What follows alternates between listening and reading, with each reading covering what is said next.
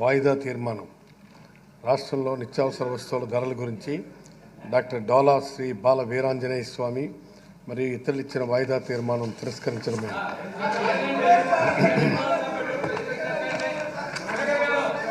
Announcement. I have to acquaint the House that on 5th February 2024, the Governor was placed to address the members of the House, and a true copy of the address has been laid on the table of the House.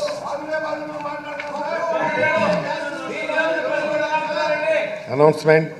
I am to announce to here the House that amendment to the motion of thanks to Governor's address will be received by the Secretary General to State Legislature up to 11 a.m. today.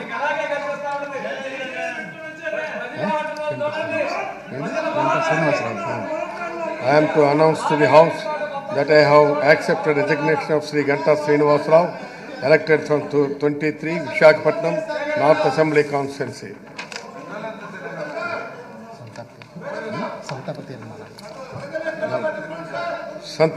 సంతాప ప్రతిపాదన.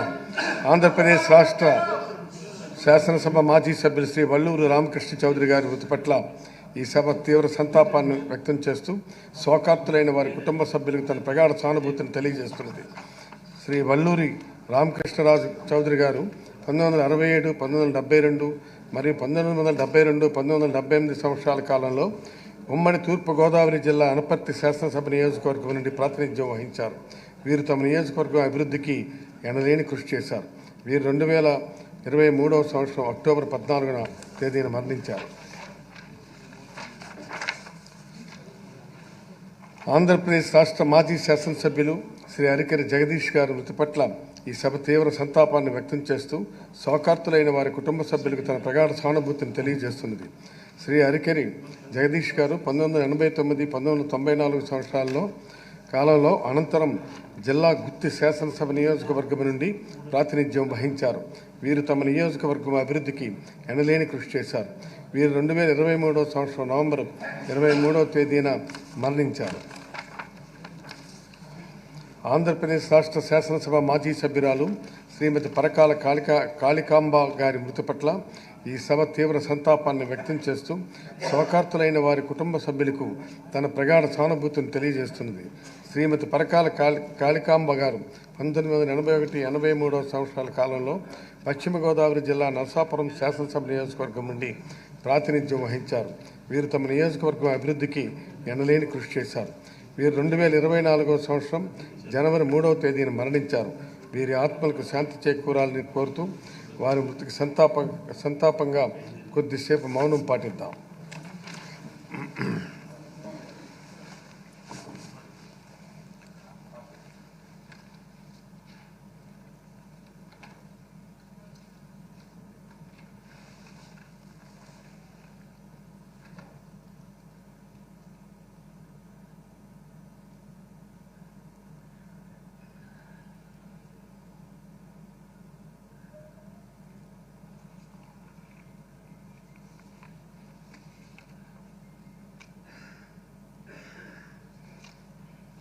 Please sit down.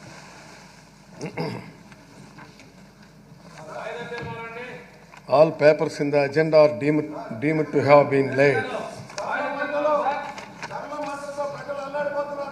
Paper in the agenda is deemed to have been laid place.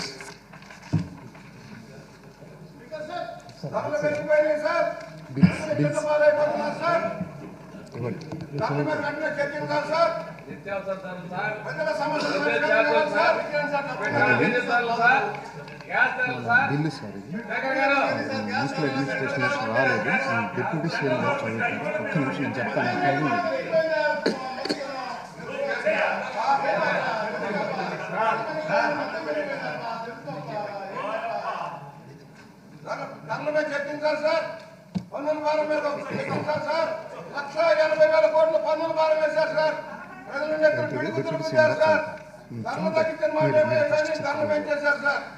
I request the Deputy Chief Minister and to move the motion on behalf of the Chief Minister for leave to introduce the Andhra Pradesh Advocates Welfare Fund Amendment Bill 2024.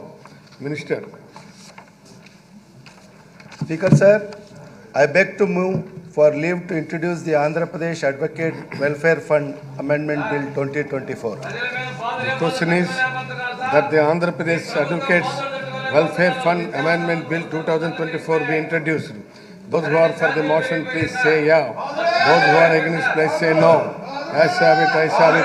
The motion is carried and the bill is introduced. Honorable Speaker, I request the Minister for Municipal Administration and Development to move the motion on behalf of Chief Minister for taking into the consideration of the Andhra Pradesh Advocate Welfare Fund Amendment Bill 2024.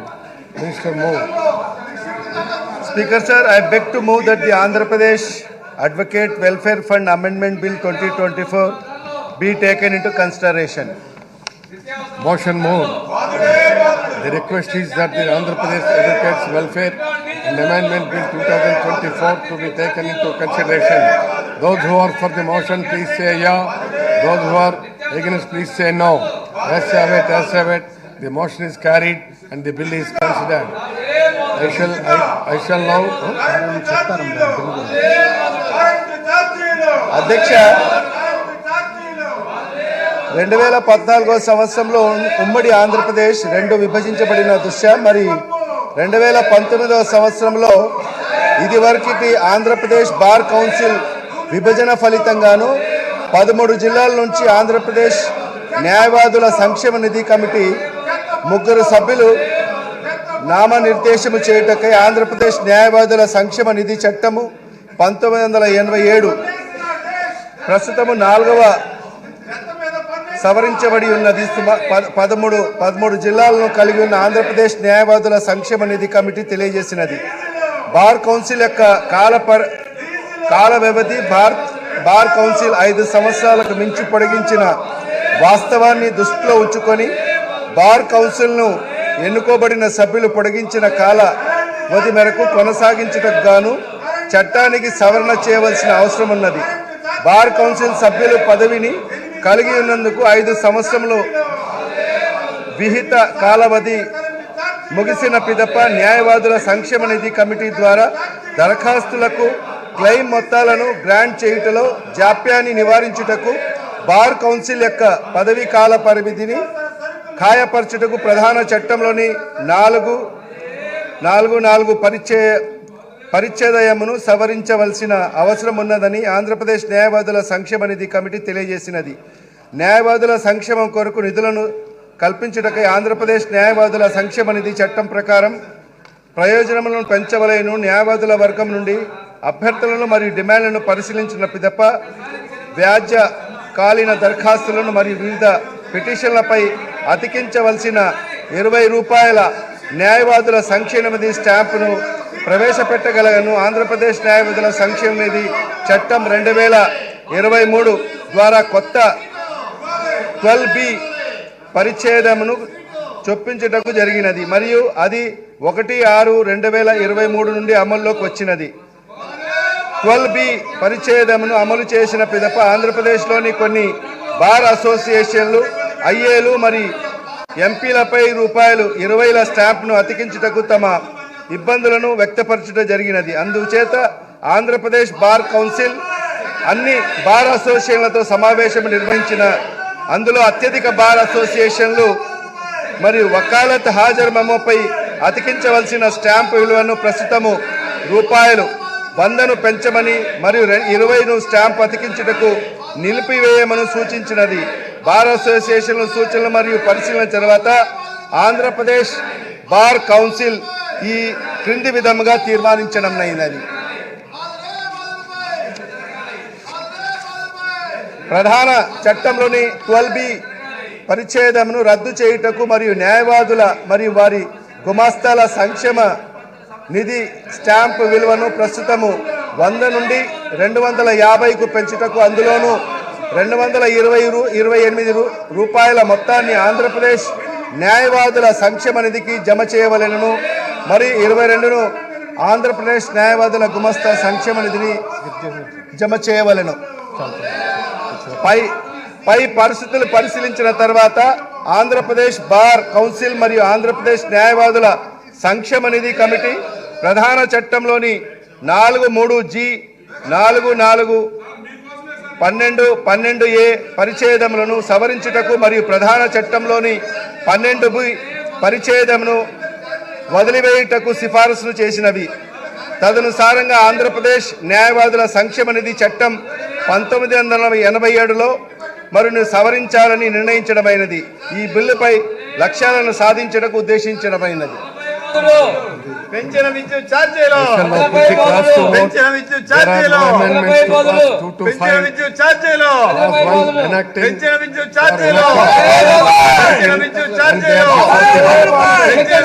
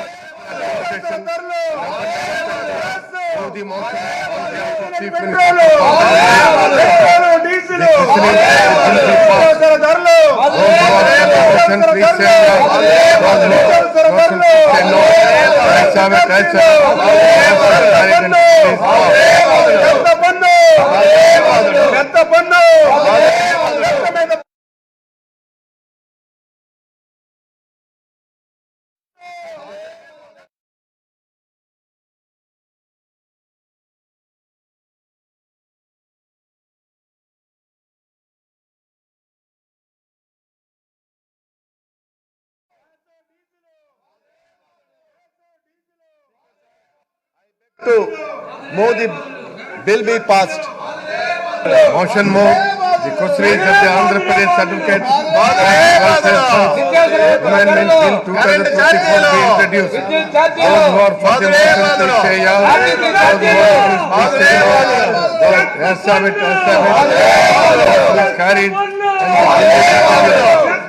the bill is introduced. I request this the Minister for and Urban Development to move on behalf of the Chief Minister on the welfare and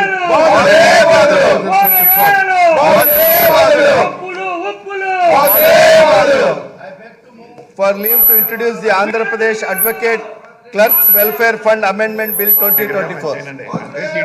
motion moved. I beg to move that the Andhra Pradesh Advocate Clerks Welfare Fund Amendment Bill 2024 be taken into Andhra Pradesh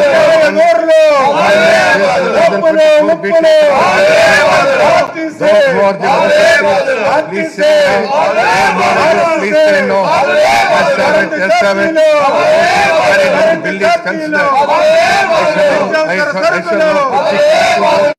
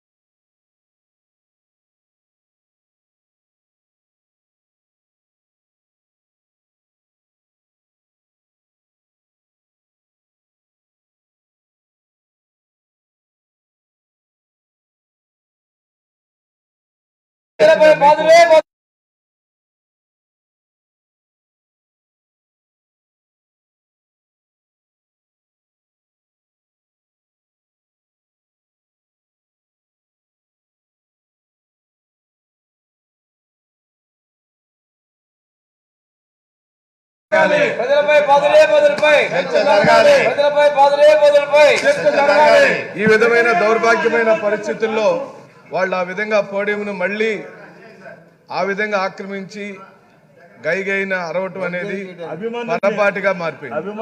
వాళ్ళకి సిగ్గు రాదు, వాళ్ళు మారరు. వాళ్ళకి చిత్తశుద్ధి ఉంటే governor గారి యొక్క ప్రసంగంలో ఈ ప్రభుత్వం అనగా వైఎస్ జగన్మోహన్ రెడ్డి గారి ప్రభుత్వం సాధించిన సమున్నతమైన లక్ష్యాల యొక్క సంపుటిగా అందరి టేబుల్ మీద ఉంది. ఆ నివేదికలో పొందుపరిచిన అనేకమైన అంశాల మీద వాళ్ళు కూడా డిబేట్లో పాల్గొనే అవకాశం ఉంది. గవర్నర్ గారికి ధన్యవాదాలు చెప్పే కార్యక్రమము ఈ ప్రభుత్వం సాధించిన లక్ష్యాలను విజయాలను ఒకసారి మనం ఈ సభ మననం చేసుకోవాలి. కానీ తెలుగుదేశం పార్టీకి సిగ్గు రాదు, తెలుగుదేశం పార్టీ వాళ్ళు మారరు. ప్రజలందరూ కూడా దీన్ని గమనించమని చెప్పి అడుగుతున్నాం. మిమ్మల్ని ఈ విధంగా అవమానపరచడం పదే పదే పరిపాటిగా మారిపోయింది. వాళ్ళకి అల్లరి చేయటం, ఇక్కడ నుంచి సస్పెండ్ అయ్యి వెళ్ళిపోవటం, బయట మీడియా దగ్గర మాట్లాడటం, లంచ్ చేయటం, వెళ్ళి మళ్ళీ 2 గంటలకు పడుకోవటం, ఇదే అలవాటు అయిపోయింది. వాళ్ళకి మార్పు రాదు. ఎందుకంటే సభానాయకుడు వాళ్ళ యొక్క నాయకుడు ఎప్పుడైతే అసెంబ్లీకి రాకుండా బయట ఉన్నాడో ఇక్కడ ఒక్కళ్ళు కూడా సీట్లో కూర్చొనికున్నట్టుమే చంద్రబాబు నాయుడు యొక్క రాజకీయం. చంద్రబాబు నాయుడు ఈ సభలోకి రాడు, వీళ్ళని కూర్చొనియడు. వీళ్ళు ఎవరన్నా ఇక్కడ బాగా మాట్లాడితే, ప్రజా సమస్యల గురించి మాట్లాడితే, అది ప్రజల్లోకి వెళితే, వీళ్ళలో ఎవరన్నా నాయకుడు తయారైతే ఆయన సీటుకి ఎసురు వచ్చిందని ఆయన ఇక్కడ ఎవరిని సీట్లో కూర్చొనిడు. ఏ అంశము ఉండదు. వాళ్ళు బాధుడే మీద అని జగన్ గారికి భయపడి ఏ అంశం మీదైనా సీట్లలో కూర్చొని మాట్లాడవచ్చు అధ్యక్ష, ఎవరికి అభ్యంతరం లేదు. కానీ పోడియంను చుట్టుముట్టడం, మీ మీద పేపర్లు విసరటం, మిమ్మల్ని అల్లరి చేయటం, మిమ్మల్ని గేలి చేయటం, మీరు ఏ రోజున సీట్లో కూర్చున్నారో సభాపతిగా, ఓ బలహీన వర్గాలకు సంబంధించిన వ్యక్తిగా, సుదీర్ఘ రాజకీయ అనుభవం కలిగిన మీరు ఆ సీట్లో కూర్చోవటం తెలుగుదేశం పార్టీకి ఇష్టం లేదు అధ్యక్ష.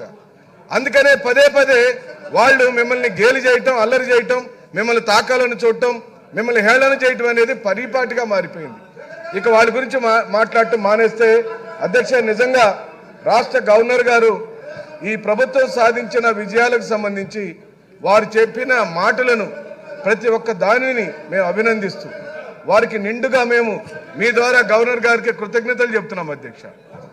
ఈ 5 సంవత్సరాల కాల పరిమితిలో 2019లో ఈ రాష్ట్రానికి ముఖ్యమంత్రిగా జగన్మోహన్ రెడ్డి గారు అయిన రోజు నుండి వారు నవరత్నాలనే లక్ష్యాలను పెట్టుకొని ఓ సుస్థిరమైన, ఓ న్యాయమైన, ఓ సమాజానికి పనికొచ్చే పరిపాలన చేయాలనే దృఢ నిశ్చయంతో వారి పరిపాలన మొదలుపెట్టారు. ఆ పరిపాలన మొదలుపెట్టే రోజుకి తెలుగుదేశం పార్టీ చేసిన పాపాలు, తెలుగుదేశం పార్టీ ఇచ్చిన హామీలు, తెలుగుదేశం పార్టీ హయాంలో జరగని న్యాయం అన్నిటికీ పరిష్కారం ఒక్కటే, అది వైఎస్ జగన్మోహన్ రెడ్డి గారి యొక్క పరిపాలనని మనకు అర్థమైంది అధ్యక్ష. మీరు జగన్మోహన్ రెడ్డి గారు పరిపాలించే రోజుకి రాష్ట్ర విభజన జరిగి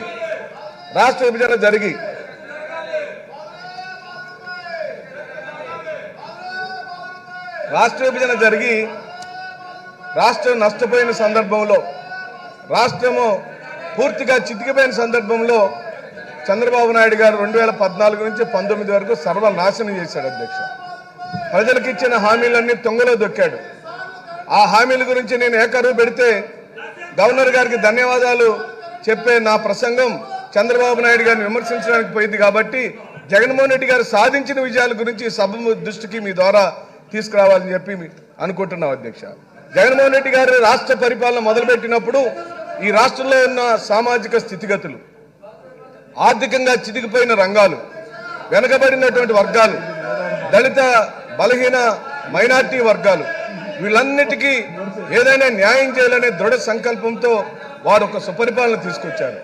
ఆ పరిపాలనలో వారు తీసుకొచ్చిన బృహత్తరమైనటువంటి రంగాలు ఒక విద్యారంగం, ఒక వైద్య రంగం అనగా ఆరోగ్యము, వ్యవసాయ రంగము, స్త్రీ సంక్షేమము, అలాగనే ఆయన పట్టించుకున్న సామాజిక న్యాయం.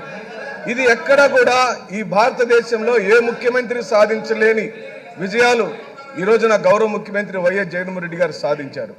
అది చూసి ఓర్చుకోలేని తెలుగుదేశం పార్టీకి సీట్లలో వాళ్ళు కూర్చోలేరు అధ్యక్ష.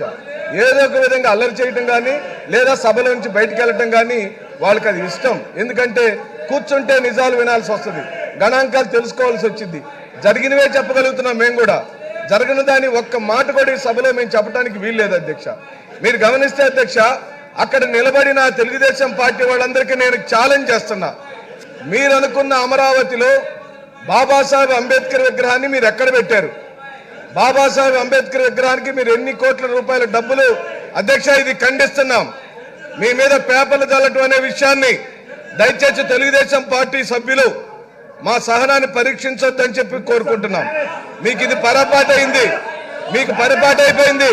గొడవ పెట్టుకోవటమే మీ లక్ష్యం. ఇది పద్ధతి కాదు, ఇది పద్ధతి కాదు. ఒక బలహీన వర్గాలకు సంబంధించిన స్పీకర్ గారి తలపైన ఆ విధంగా పేపర్లు వేయటం పద్ధతి కాదు.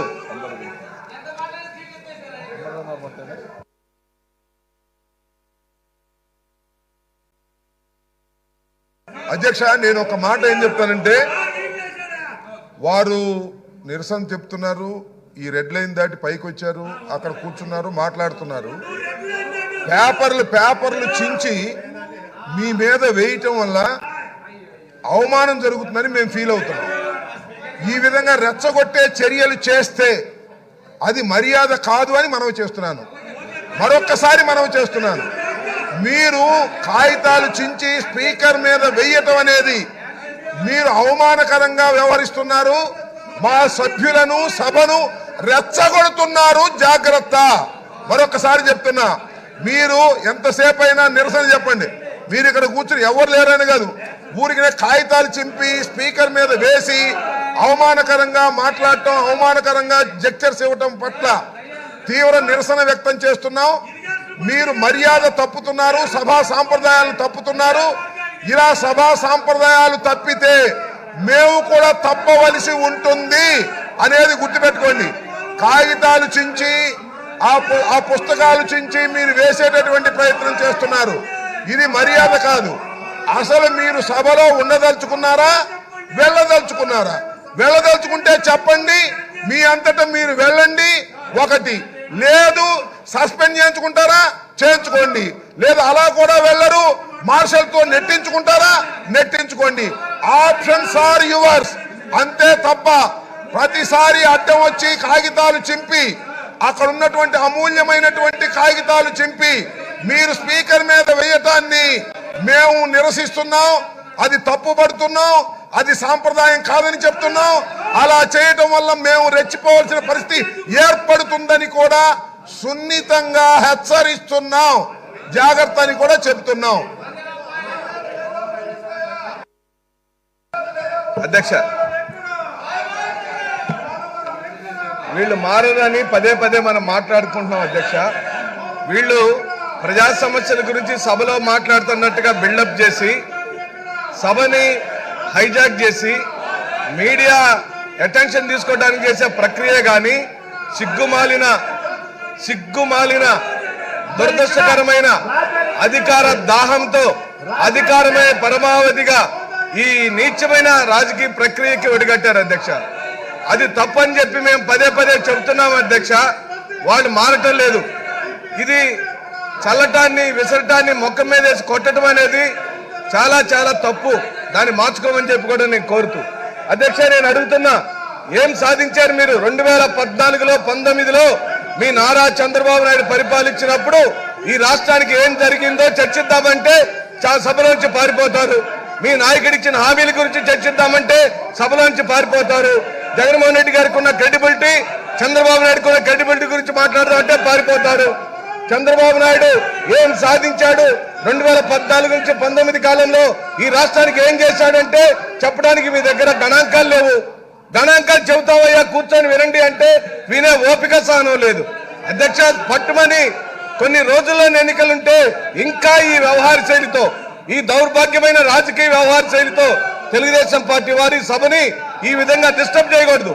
ఇక్కడ కూర్చున్న సభలో ఉన్న వాళ్ళందరికీ హక్కులు ఉన్నాయి.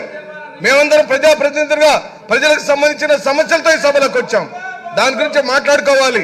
ఈ సాధించిన విజయాల గురించి మాట్లాడుకోవాలని ఈ సందర్భంగా నేను మనవి చేస్తూ నేనేమడగట్లా ఈనాటి నా ప్రసంగంలో మీరు 5 సంవత్సరాలు పరిపాలించారు కదా, ఆ 5 సంవత్సరాలలో బాబాసాహెబ్ అంబేద్కర్ విగ్రహాన్ని మీరు ఎందుకు పెట్టలేకపోయారని ప్రశ్నిస్తున్నాం. దానికి మీ దగ్గర సమాధానం ఉందా? లేదు, మీ దగ్గర సమాధానం లేదు. కానీ ఈనాటి ముఖ్యమంత్రి గౌరవ ముఖ్యమంత్రి వైఎస్ జగన్మోహన్ రెడ్డి గారు విజయవాడ నడిబడ్డులో 206 అడుగుల హైట్ తో బాబాసాహెబ్ అంబేద్కర్ విగ్రహాన్ని స్థాపించి చరిత్ర సృష్టించాడు. ఆయన పాదాలు పట్టుకోండి. ఎందుకంటే ఈ సభలో మీరు చేసే అల్లరి రాజ్యాంగ విరుద్ధం. ఈ సభలో మీరు చేస్తున్న ప్రక్రియ రాజ్యాంగ విరుద్ధం. తోటి యొక్క సభ ప్రతినిధుల యొక్క హక్కులను హరించటం సభా విరుద్ధం, రాజ్యాంగ విరుద్ధం. మీరు మారమని చెప్పి సందర్భంగా నేను కోరుతూ అధ్యక్ష, నిన్న గవర్నర్ గారు విగ్రహాల గురించి మాట్లాడినప్పుడు ఈ సభలో ఉన్న ప్రతి ఒక్కరి యొక్క ఒళ్ళు పులకరించిపోయింది అధ్యక్ష. ఆ విగ్రహం ఒక సామాజిక న్యాయానికి, ఓ సాధికారతకు, ఓ సమానత్వానికి, ఈ సమాజంలో పట్టిన చీడపీడలకు ఆ విగ్రహం నిలబెట్టు సాక్ష్యంగా నిలబడినప్పుడు దాన్ని స్థాపించడంలో గౌరవ ముఖ్యమంత్రి గారు చూపించిన సాహసోపేతమైన నిర్ణయాన్ని శ్లాఘించకుండా ఎలా ఉండగలుగుతాం? దాని గురించి మాట్లాడటానికి వీళ్ళకి ఎక్కడ సిగ్గులేదని నేను మనవి చేస్తూ అధ్యక్ష, జగన్మోహన్ రెడ్డి గారు ప్రధానంగా తీసుకున్న రంగాల్లో విద్యారంగం. ఈ రోజున చంద్రబాబు నాయుడు గారు విద్యారంగాన్ని ఏ విధంగా సర్వనాశనం చేశాడో, నారాయణకు చైతన్యకు ఆంధ్ర రాష్ట్ర యొక్క బిడ్డల యొక్క భవిష్యత్తును ఏ విధంగా తాకట్లు పెట్టాడో, విద్యని అందరిని ద్రాక్షగా ఎలాగా మార్చాడో, కార్పొరేట్ శక్తులతో విద్యారంగాన్ని ఎలా భ్రష్టు పట్టించాడో మనం చూసాం అధ్యక్ష. ఈ రోజున గౌరవ ముఖ్యమంత్రి గారు తీసుకొచ్చిన తన పరిపాలన సంస్కరణలో ప్రధానమైంది విద్యారంగంలో ఆయన సమున్నతమైన లక్ష్యాలు సాధించాడు అధ్యక్ష. నిన్న గవర్నర్ గారు కూడా వారి యొక్క ప్రసంగంలో చెప్పారు, 15,000 రూపాయల అమ్మఒడి లాంటి కార్యక్రమం, నాడు నేడు లాంటి కార్యక్రమం, జగనన్న గోరుముద్ద లాంటి కార్యక్రమం, జగనన్న విద్యా దీవెన లాంటి కార్యక్రమం, ఇంగ్లీష్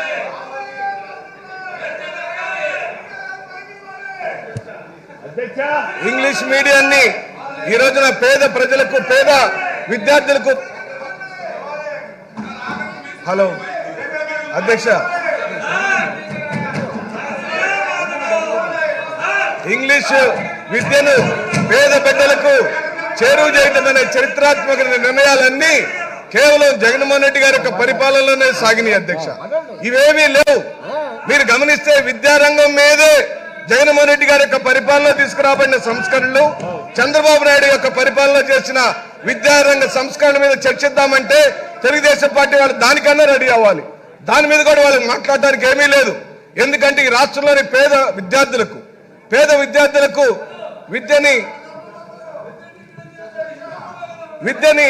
అందరినీ ద్రాక్షగా చేశాడు అధ్యక్ష. ఇది చాలా మంది తల్లులకు గుండె కోత అధ్యక్ష. పెరిగిన బిడ్డలకు చదివించుకోవాలని, పెరుగుతున్న బిడ్డలకు నాణ్యమైన విద్య అందించాలని, ఆ బిడ్డలను సమాజంలోని అభివృద్ధికి అందించాలని ప్రతి తల్లి కోరుకుంటుంది అధ్యక్ష. కానీ పరిమితమైన ఆర్థిక వనరులు ఉండటం వల్ల ఈ కుటుంబంలో 4 బిడ్డలుంటే ఒక్క బిడ్డనే చదివించుకొని తల్లి పడే క్షోభని గుర్తించిన తొలి ముఖ్యమంత్రి ఈ భారతదేశంలో వైఎస్ జగన్మోహన్ రెడ్డి గారు అని చెప్పి సవినీయంగా ఈ సభలో చెబుతున్నాం అధ్యక్ష. అమ్మఒడి లాంటి డబ్బులు, ఆ 15,000 రూపాయల డబ్బులు తీసుకుంటున్న తల్లి తన బిడ్డలందరికీ కడుపు నిండా అన్నం పెట్టుకుంటూ, వాళ్ళకి కావాల్సిన అవసరాలు తీర్చుకుంటూ, ఆ బిడ్డలు 4 ఈ రోజున పాఠశాలకి సగర్వంగా పంపించుకుంటుంది. ఆ పాఠశాలల్లో ఇంగ్లీష్ మీడియంలో చదివించుకోగలుగుతుంది అధ్యక్ష. అదే కాదు, నాడు నేడు పేరుతో ఈ రోజున 44,800 పాఠశాలలను ఆధునీకరించిన జగన్మోహన్ రెడ్డి గారు ఈ రోజున ఎప్పటికీ చరిత్రలో నిలిచిపోతాడు. అంత సున్నితమైన అంశాలను మీరు ముఖ్యమంత్రి స్థాయిలో కూర్చొని అంతగా మైక్రో లెవెల్లో ప్రజలకు సంబంధించిన అంశాలను పట్టించుకోవడం అనేది చాలా అరుదుగా జరిగే సంఘటనలు అధ్యక్ష. ఈ రోజున మీరు గమనిస్తే పాఠశాలలో 46,661 మంది ఆయాలను నియమించి పాఠశాలలో పరిశుభ్రమైన వాతావరణాన్ని తీసుకొచ్చి పచ్చని చెట్లను నాటి బాత్రూంలు కట్టించి, బాత్రూంలే కాదు అధ్యక్ష, బాత్రూమ్ పరిసర ప్రాంతాలన్నీ కూడా ఎప్పుడు కూడా శుభ్రంగా ఉండటం కోసం మరి అక్కడ కావాల్సిన సదుపాయాలు ఏర్పాటు చేసి చరిత్ర సృష్టించారు అధ్యక్ష. ఈ రోజున గోరుముద్ద లాంటి కార్యక్రమం, దాన్ని ఎవరు కూడా, ఏ ముఖ్యమంత్రి గారు కూడా అంత సున్నితంగా పరిశీలించినప్పటికీ గౌరవ ముఖ్యమంత్రి గారు ఆయనే స్వయంగా సమీక్షలు పెట్టుకొని ఆయనే కూర్చొని ఏమేమి గోరుముద్దలో ఏమేమి రకరకాల ఆహారాలు పెడుతున్నారు చిన్నబిడ్డలకని పరిశీలించిన తొలి ముఖ్యమంత్రి గారు. ఈ రోజున 16 రకాల నాణ్యమైన పోషకాహారాలన్నిటినీ బిడ్డలకిస్తూ ఆ బిడ్డల్ని ఒక సమున్నతమైన లక్ష్యాలు సాధించడానికి వాళ్ళకు కావలసిన మానసిక శక్తిని, శారీరక శక్తిని, వాళ్ళ యొక్క మానసిక వికాసాన్ని ఈ రోజున వారు పట్టించుకున్నారని మీ మధ్యలో మనవి చేస్తున్నాం అధ్యక్ష. విద్యా కానుక కింద 11,901 కోట్ల రూపాయల డబ్బుల్ని వెచ్చించిన తొలి ప్రభుత్వం అధ్యక్ష. విద్యా దీవెన కింద 4,276 కోట్ల రూపాయల డబ్బులు 25,17,247 మందికి ఈ రోజున ఆ విద్య ద్వారా అందించిన లాభాలను మీ మధ్యలో మనవి చేస్తూ అధ్యక్ష, వైద్య రంగంలో కూడా ఈ రోజున నాడు నేడు కార్యక్రమం జరిగింది. ప్రైమరీ హెల్త్ సెంటర్లు లేక గ్రామాలలో అనేక మంది చాలా సాధారణంగా చిన్న చిన్న జబ్బులకు కూడా పరిష్కారం దొరికే సందర్భంలో గ్రామాల్లో ఆరోగ్య రంగం కుంటుపడిపోయింది. 108 అయితే పూర్తిగా సర్వనాశనం చేశారు.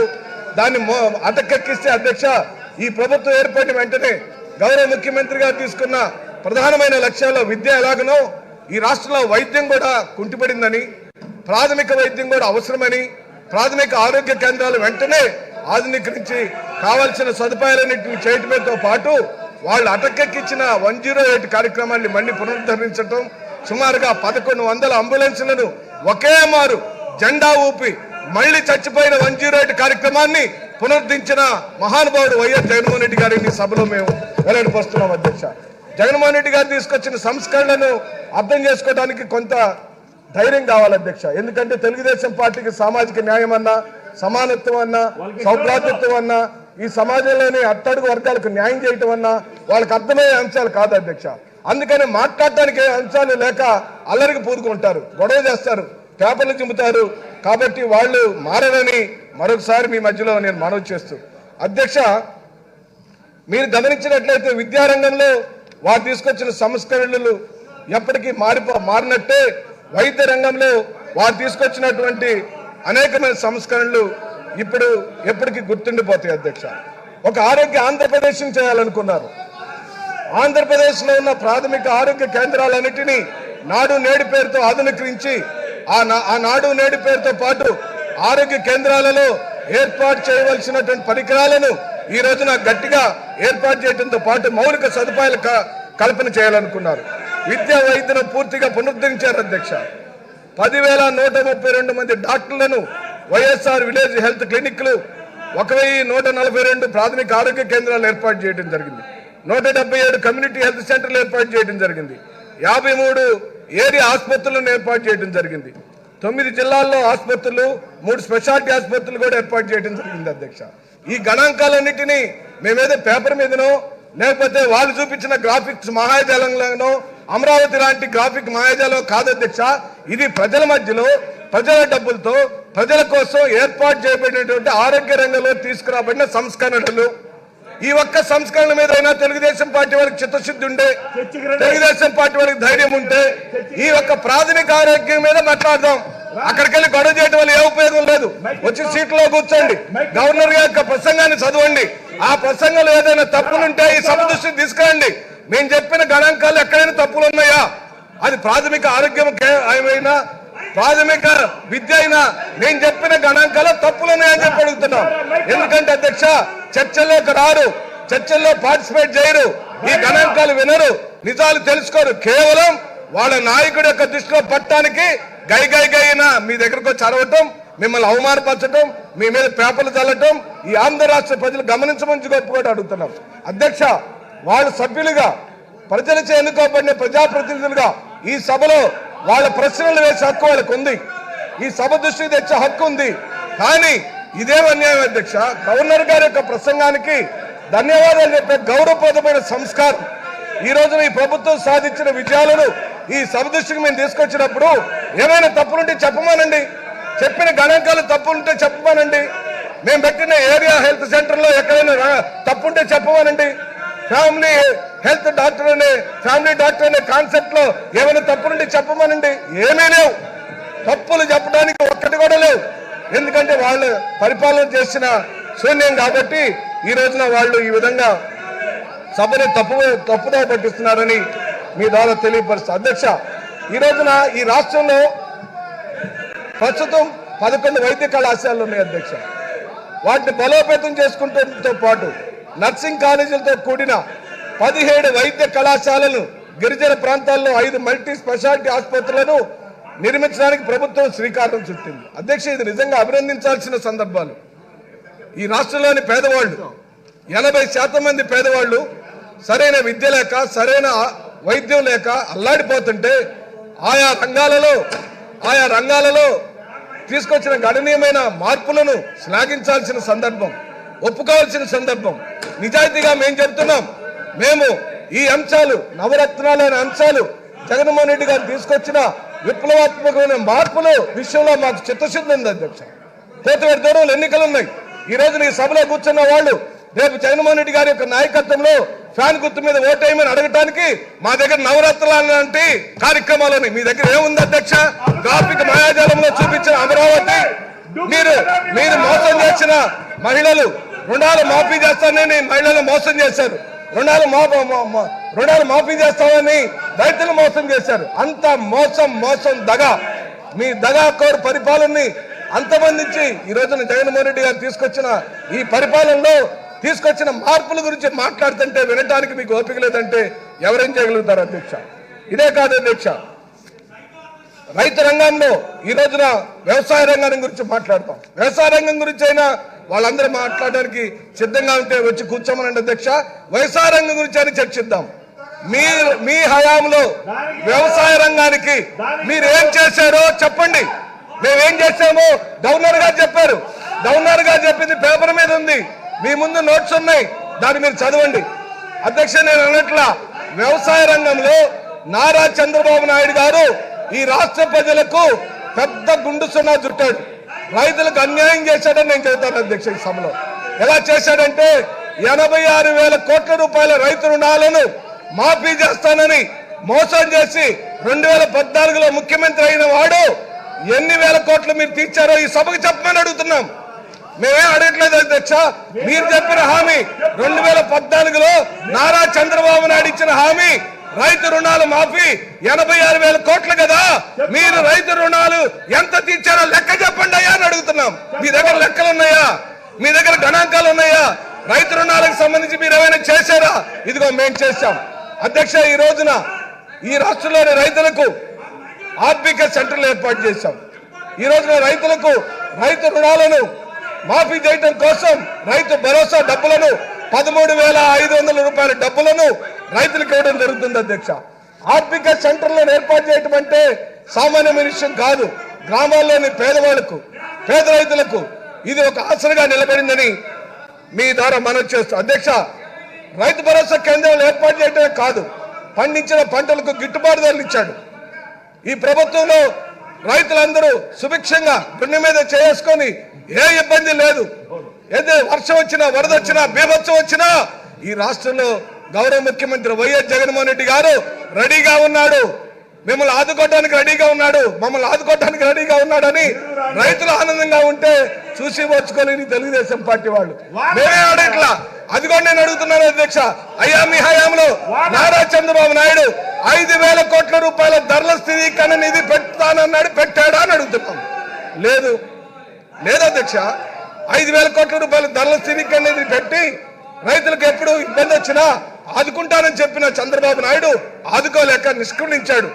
ఆ చంద్రబాబు నాయుడు మళ్లీ వచ్చి పరిపాలిస్తారంటే రైతులు నమ్మే పరిస్థితి లేదని ఈ సందర్భంగా మనవి చేస్తూ అధ్యక్ష, స్త్రీ సాధికారత గురించి మాట్లాడుకుందాం, స్త్రీ సంక్షేమం గురించి మాట్లాడుకుందాం.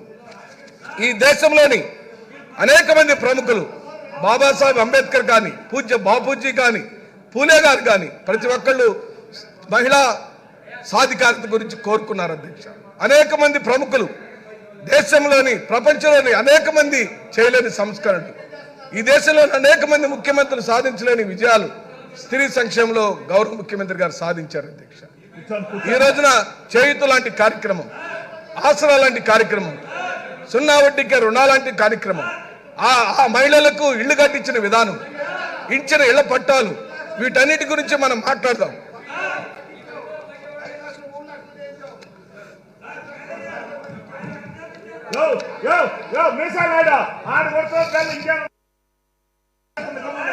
అధ్యక్ష అధ్యక్ష నేను చెప్పిన కార్యక్రమాల గురించి మీరు మీరు మీరు వాళ్ళకి చిత్తశుద్ధి ఉంటే మహిళా అభివృద్ధి పైన, మహిళా సాధికారత పైన గవర్నర్ గారు పలకరించిన గణాంకాలు కానీ, గవర్నర్ గారి ప్రసంగంలో తీసుకొచ్చిన అంశాల మీద కానీ, వైఎస్ జగన్మోహన్ రెడ్డి గారు సాధించిన విజయాలు, వైఎస్ జగన్మోహన్ రెడ్డి గారు తీసుకురాబడిన సంస్కరణలు, లేదా చంద్రబాబు నాయుడు పరిపాలన చేసిన సంస్కరణలు, ఇవే కదా అధ్యక్ష. మేమేమో జగన్మోహన్ రెడ్డి గారు పరిపాలనలో మహిళా సాధికారత జరిగిందని మేము చెప్తున్నాం. జరగలేదని తెలుగుదేశం పార్టీ కోరుకుంటే అక్కడి నుండి బలలు కొట్టడం వల్ల ఏ ఉపయోగం ఉంది అధ్యక్ష? ప్రసంగం విని తప్పులుంటే, గణాంకాల తప్పులుంటే చెప్పమని అడుగుతున్నాం అధ్యక్ష. రోడ్డు సైడ్ అల్లరి బ్యాచ్ మొత్తాన్ని చంద్రబాబు నాయుడు సభలోకి తెచ్చాడు. ఏమైనా అర్థం ఉంది అధ్యక్ష వీళ్ళు చేసే పని? ఈరోజున మీరు గమనించండి అధ్యక్ష, చేయూత లాంటి కార్యక్రమం మీరు ఎప్పుడైనా విన్నారా? వైఎస్ఆర్ చేయూత లాంటి కార్యక్రమం అధ్యక్ష 45 ఏళ్ళ నిండిన ఎస్సీ, ఎస్టీ, బీసీ మైనార్టీలోని మహిళలు ఆరోగ్యము అంతగా సరిగా ఉంటుంది. ఎందుకంటే అధ్యక్ష చిన్న వయసులోనే పెళ్లి చేయబడి కూర్చుంటే లెగలేక, లేస్తే కూర్చోలేక బాధపడిపోతూ ఆరోగ్యం సన్నగిలిపోయి పోషకాహార లోపం వల్ల బిడ్డలకు పోషణకు ఎంతో కష్టపడుతున్న తల్లికి 45 ఏళ్ళు వచ్చేసరికి ముసలితోనే రావటం, ఆ 45 ఏళ్ళు నిండిన మహిళలకు ఆసరాగా ఉండాలని మేము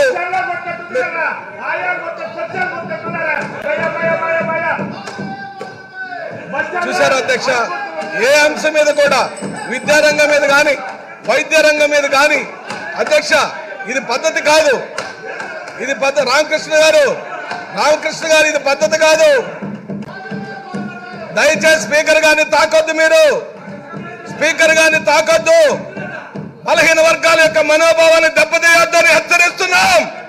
జాగ్రత్త. మీరు బలహీన వర్గాల యొక్క మనోభావాలు, దళితుల యొక్క మనోభావాలు, ఈ రాష్ట్రంలోని పేదవాళ్లకు, ఈ రాష్ట్రంలోని జనాభాలోని అత్యధిక మంది జనాభాల యొక్క మనోభావాలను తెలుగుదేశం పార్టీ దయచేసి మీరు స్పీకర్ గారిని తాకొద్దని చెప్పంటున్నాం. స్పీకర్ గారిని తాకొద్దని చెప్పంటున్నాం. స్పీకర్ గారి జోలి పోవద్దు. మీరు స్పీకర్ గారిని శారీరకంగా తాకటం తప్పు. ఇది సభ ఖండించాలి. ఇది భావ్యం కాదు.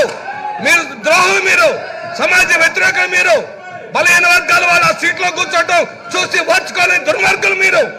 రౌడీల గుండాలు తెచ్చింది తెలుగుదేశం పార్టీ ఈ సభలోకి. అధ్యక్ష వైఎస్ఆర్ మీరు గమనించండి అధ్యక్ష, చేయూత లాంటి ప్రోగ్రాం ఎవరైనా ఈ దేశంలో ఎస్సీ, ఎస్టీ, బీసీ మైనార్టీ మహిళలకు 45 ఏళ్ళు నిండిన వాళ్ళకి ఈ విధంగా ఆర్థిక సహాయం చేయటం అనే కార్యక్రమాన్ని ఒక్క జగన్మోహన్ రెడ్డి గారు మాత్రమే చేయగలుగుతారని సవినయంగా చెప్పగలుగుతున్నాం అధ్యక్ష. అలాంటి కార్యక్రమాల గురించి ఆలోచించిన దాఖలాలు లేవని వీళ్ళు గమనించమని చెప్పి అడుగుతూ అధ్యక్ష, మహిళా సాధికారత గురించి, మహిళల యొక్క ఆర్థిక స్తోమతను పెంచడం కోసం, వాళ్ళలో కొనుగోలు శక్తిని పెంచడం